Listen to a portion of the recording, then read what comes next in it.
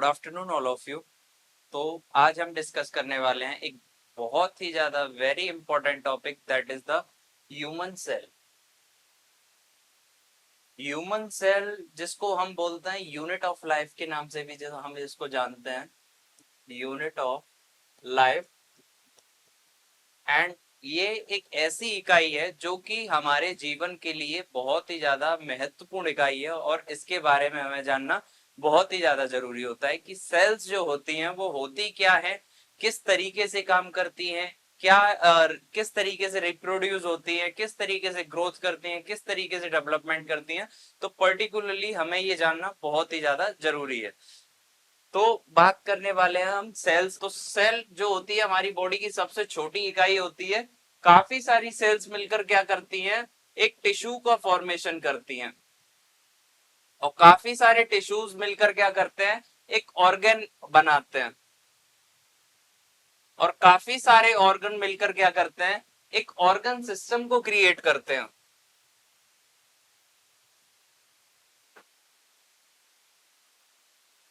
और काफी सारे ऑर्गन सिस्टम मिलकर एक ऑर्गेनिज्म बनाते हैं। यानी कि हम बात करें कि एक ऑर्गेनिज्म को बनाने में सबसे महत्वपूर्ण भूमिका कौन निभाता है, तो वो होती है सेल। सेल जो होती है सबसे महत्वपूर्ण भूमिका बनाती है एक ऑर्गेनिज्म को बनाने के लिए। तो सेल को समझना हमें बहुत ही ज्यादा जरूरी है। यानी कि जो सेल्स होती हैं पर्टिकुलरली अपने कार्य के हिसाब से उनको डिवाइड किया गया है। हमारी बॉडी में तकरीबन 200 तरीके की सेल्स पाई जाती हैं जो कि अपना अपना काम निश्चित तरीके से करती हैं। तो सेल्स के बारे में हम डिस्कस करते हैं।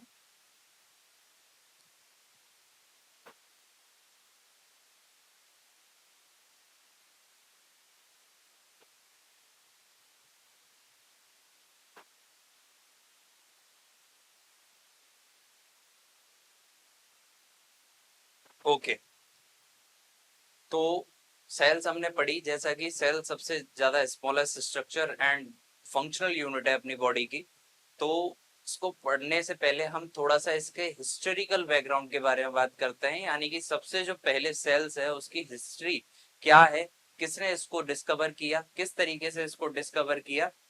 ओके, तो जो सेल्स है, तो सेल्स की डिस्कवरी हुई थी वो जैसे ही माइक्रोस्कोप डिस्कवर हो रहे थे तभी इसकी डिस्कवरी होना क्या हुई थी, स्टार्ट हुई थी। तो जैसा कि हम सभी लोग जानते हैं कि 1665 ईस्वी में रॉबर्ट हुक के द्वारा सेल को खोजा गया। क्लियर। अब रॉबर्ट हुक ने क्या किया कि एक कॉर्क का स्लाइस लिया और उसको माइक्रोस्कोप के नीचे रखा। तो उन्होंने क्या देखा कि जो सेल है, यानी कि पर्टिकुलरली वहां स्ट्रक्चर जो बन रही है वो क्या बन रही है, बॉक्स लाइक स्ट्रक्चर बन रही है। वहां क्या बन रही थी, बॉक्स लाइक स्ट्रक्चर बन रही थी, जिसको उन्होंने नाम क्या दिया, सेल। अब ये जो सेल्स थी उसमें एक्टिविटी किसी भी तरीके की नहीं हो रही थी, तो इसीलिए उन्होंने इसको जो सेल नाम दिया वो कैसी सेल थी, डेड सेल।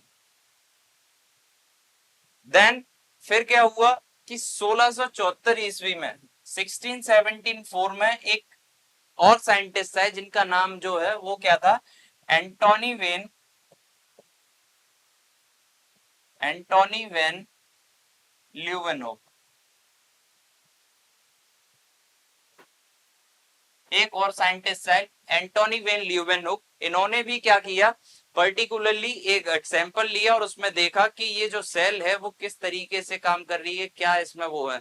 तो पर्टिकुलरली उन्होंने देखा कि जो सेल्स हैं वो क्या है, वहां वर्क कर रही है, वो क्या है, अपना अपना काम सुनिश्चित तरीके से कर रही है। तो उसके आधार पर इन्होंने क्या किया, सेल को डिस्कवर किया। जो सेल्स थी वो कैसी थी, और लिविंग सेल थी, इसीलिए इन्होंने क्या उसको नाम दिया, लिविंग सेल। देन इसके बाद में क्या हुआ कि जब इन दोनों साइंटिस्ट ने इस चीज की डिस्कवरी की, तो इसके बाद में एक सेल थ्योरी दी जो कि क्या है, 1838 ईस्वी में बाय द स्केल्डियन। स्केल्डियन जो थे एक जर्मन साइंटिस्ट थे।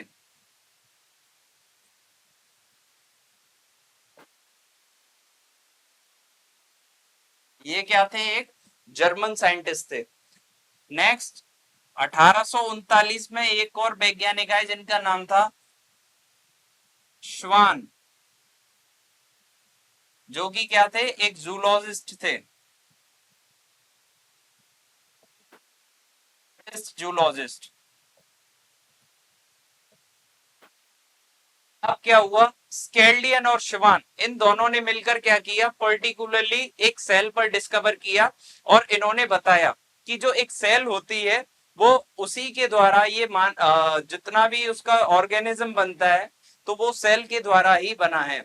और काफी सारी सेल्स मिलकर क्या करती हैं, एक ऑर्गेनिज्म का निर्माण करती हैं। तो स्केल्डियन और शिवान ने हमें ये चीज बता दी थी कि जो सेल है वही ऑर्गेनिज्म बनाती है, बट इन्होंने ये नहीं बताया कि जो पुरानी सेल्स हैं उनसे नई सेल्स किस तरीके की बन रही हैं, जो नई सेल्स हैं वो कहां से आ रही हैं। तो इस चीज को 1855 ईस्वी में 1855 में रोडोल्फ बिरचो, रुडोल्फ विर्चो के द्वारा बताया गया।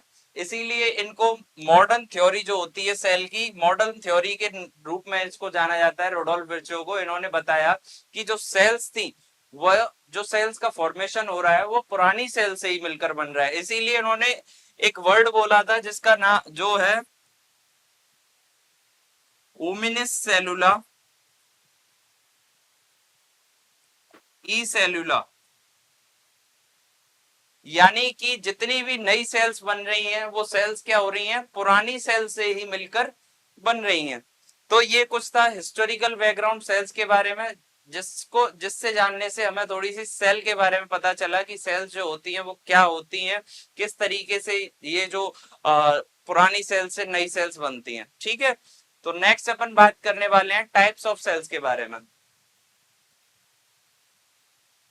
जैसा कि हम सभी लोग जानते हैं कि सेल्स जो होती हैं वो दो तरीके की होती हैं, prokaryotic cells and eukaryotic cells.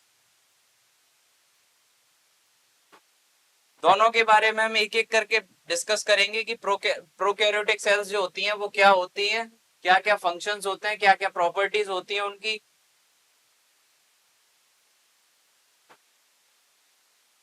Okay, तो अब हम डिस्कस करने वाले हैं प्रोकैरियोटिक सेल्स के बारे में। तो प्रोकैरियोटिक सेल्स क्या होती हैं।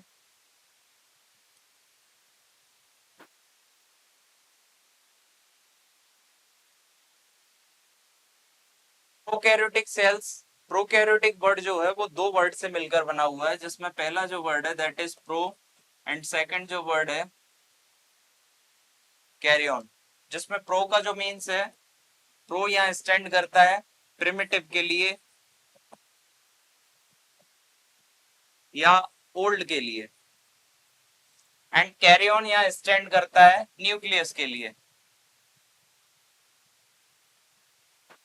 यानी कि प्रोकैरियोटिक सेल्स एक ऐसी सेल्स होती हैं जिनमें क्या होता है, जो न्यूक्लियस होता है वो यहाँ पर क्या होता है, एब्सेंट होता है, या न्यूक्लियस मेम्ब्रेन जो होती है वो यहाँ पर क्या होती है, एब्सेंट होती है। उस सेल्स को क्या बोलते हैं हम, प्रोकैरियोटिक सेल्स बोलते हैं। प्रोकैरियोटिक सेल्स क्या होती है, फॉर एग्जांपल जैसे बैक्टीरिया। बैक्टीरिया क्या होती है हमारी, प्रोकैरियोटिक सेल्स होती है, जो कि कैसी होती है, यूनिसेल्युलर होती है, यानी कि ये एक सेल से मिलकर बनी हुई होती है। इसको क्या बोलते हैं अपन, प्रोकैरियोटिक सेल्स बोलते हैं। प्रोकैरियोटिक सेल्स की प्रॉपर्टीज के बारे में या इसके कैरेक्टरिस्टिक्स के बारे में हम बात कर रहे हैं। तो प्रोकैरियोटिक सेल्स जो होती हैं बेसिकली यूनिसेल्युलर होती हैं। यूनिसेल्युलर होने के साथ साथ में ये क्या होती हैं, इनका जो साइज होता है वो अपेक्षाकृत यूकैरियोटिक सेल्स के क्या होता है, छोटा होता है। इसमें जो डीएनए होता है, उसका जो न्यूक्लियस होता है, न्यूक्लियस के चारों ओर इसमें मेम्ब्रेन प्रेजेंट नहीं होती है, इसीलिए अपन इसको ट्रू न्यूक्लियस नहीं बोलते हैं, जिसको अपन न्यूक्लियोइड्स के नाम से जानते हैं। तो that is the prokaryotic cells.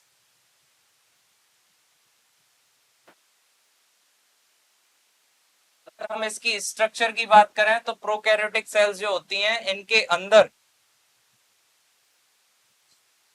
Cell membrane present होती है,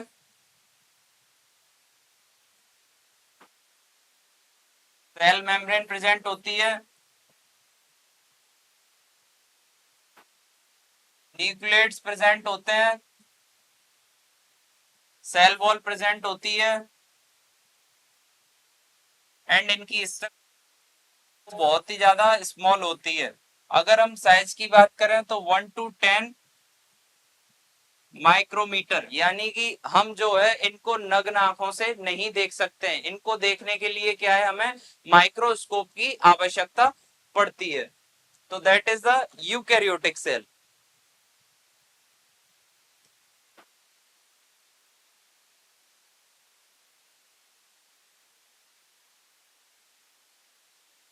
ओके, तो नेक्स्ट अपन बात करने वाले हैं यूकैरियोटिक सेल्स के बारे में। तो यूकैरियोटिक सेल्स जो होती है वो क्या होती है हमारी,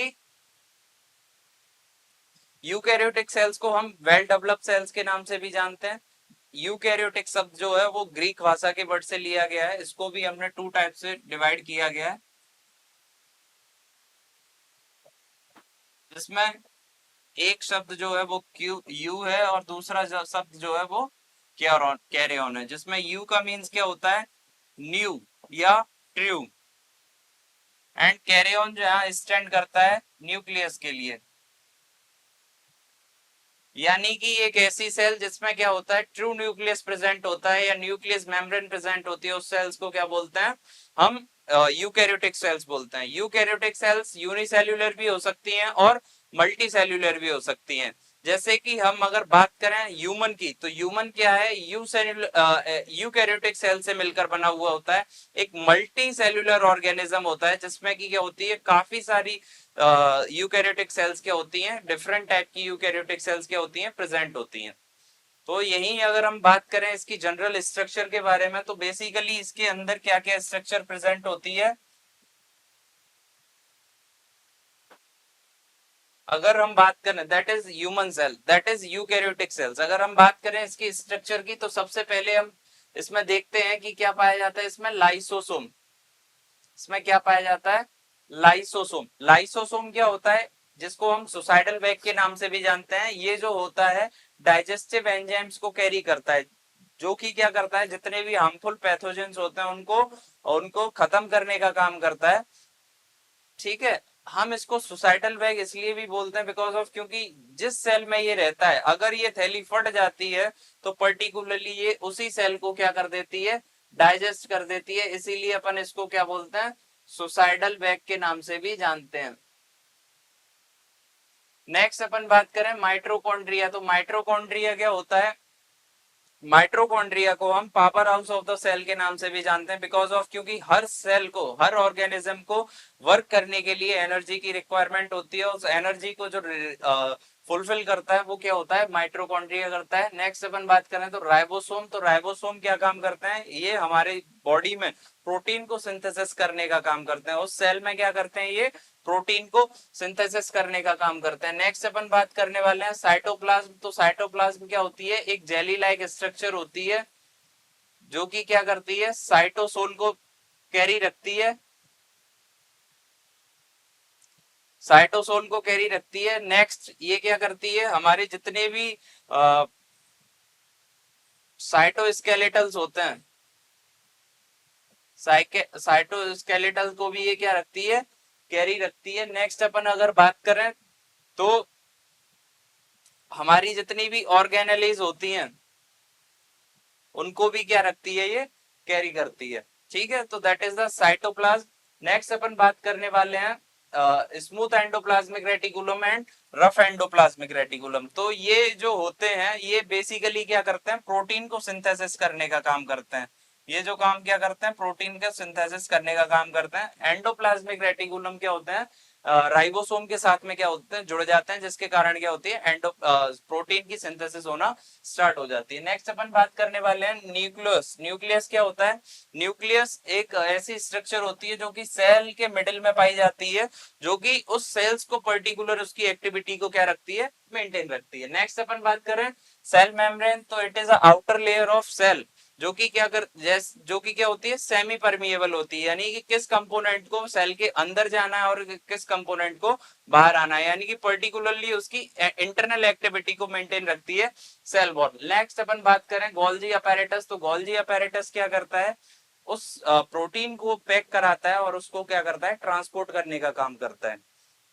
वहीं सेंट्रियोट्स क्या करते हैं, सेंट्रियोट्स सेल डिवीजन में क्या करते हैं, मदद करते हैं, उनको क्या बोलते हैं हम, सेंट्रियोल्स बोलते हैं। ठीक है, तो ये हमने कुछ उसके ऑर्गेनेलिज थे जिनके बारे में हमने डिस्कस किया था।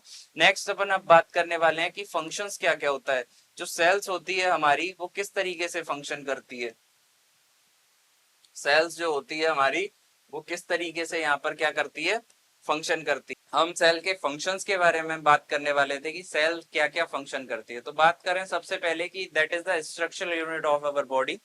तो पर्टिकुलरली ये क्या करती है हमारी बॉडी में, हमारी बॉडी को एक स्ट्रक्चर प्रोवाइड कराती है। ठीक है, नेक्स्ट अपन बात करें, जैसे कि हमने देखा था कि माइटोकॉन्ड्रिया क्या कर रहा था, उस सेल को क्या कर रहा था, पर्टिकुलरली एनर्जी प्रोवाइड करा रहा था। तो हम बोल सकते हैं कि सेल्स जो होती हैं वो हमारा एनर्जी प्रोडक्शन में भी मदद करती है। नेक्स्ट हमने पढ़ा था कि राइबोसोम और गोल्जी एंडोप्लाज्मिक रेटिकुलम क्या कर रहा था, प्रोटीन की सिंथेसिस में मदद कर रहा था। तो हम ये बोल सकते हैं कि पर्टिकुलरली ये क्या करती है, प्रोटीन सिंथेसिस भी करती हैं। जैसा कि हम जानते थे कि साइटोप्लाज्म जो है, साइटोप्लाज्म क्या काम करता है कि जितने भी ऑर्गेनेलिज हैं पर्टिकुलरली उनके बीच में क्या करता है, कम्युनिकेट कराने का मदद करता है। नेक्स्ट अपन बात कर रहे थे सेंट्रियोल्स। तो सेंट्रियोल्स क्या करते हैं, जैसे कि हमने बताया कि हमारे रिप्रोडक्शन में क्या कर रहे हैं, ये मदद कर रहे हैं। तो इतने सारे फंक्शंस जो है वो सेल करती हैं।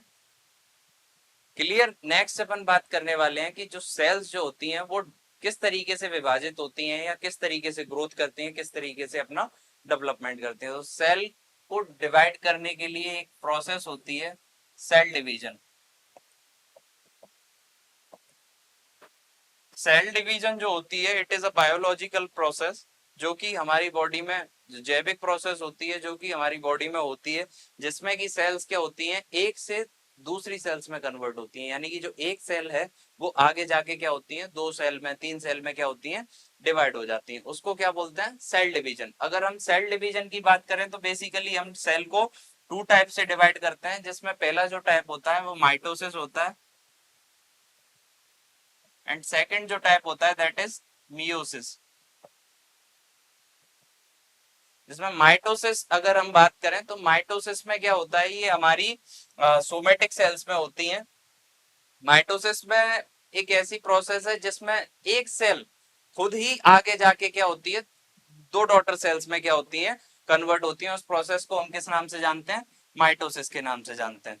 ठीक है, जिसमें नंबर ऑफ क्रोमोसोम्स जो होते हैं वो बराबर होते हैं, उनको क्या बोलते हैं, उस प्रोसेस को क्या बोलते हैं, माइटोसिस बोलते हैं। नेक्स्ट अपन बात करने वाले हैं मियोसिस। तो मियोसिस एक ऐसी प्रोसेस है जिसमें जो सेल्स क्या होती हैं, ये जर्म सेल्स के अंदर प्रेजेंट होती है। बेसिकली ये सेक्सुअल रिप्रोडक्शन के द्वारा होती है। इसमें क्या होता है, जो नंबर ऑफ माइक्रोसोम होते हैं, क्रोमोसोम होते हैं, वो क्या होते हैं, डिक्रीज होते हैं। उसको क्या बोलते हैं अपन, मियोसिस बोलते हैं। तो that is the cell division. Next अपन बात करें सेल में इंजुरी की। तो सेल जो इंजुरी होती है, सेल की दो तरीके से इंजुरी होती है। पहला जो होता है नेक्रोसिस, एंड दूसरा जो होता है अपोप्टोसिस। नेक्रोसिस जो होता है इसमें क्या होती है, सेल डेथ होती है, जो कि हमारे कंट्रोल में नहीं होती है, यानी कि अनकंट्रोल्ड क्या होती है, सेल डिक्रीज होती हैं, डेड होती हैं। उनको क्या बोलते हैं, नेक्रोसिस। यानी कि और अपोप्टोसिस क्या होती है, it is a plant plant dead cells होती हैं, उनको क्या बोलते हैं, अपोप्टोसिस के नाम से जानते हैं। तो आज का टॉपिक हमारा क्लियर हुआ। नेक्स्ट अपन अगली वीडियो में मिलेंगे। Thank you so much.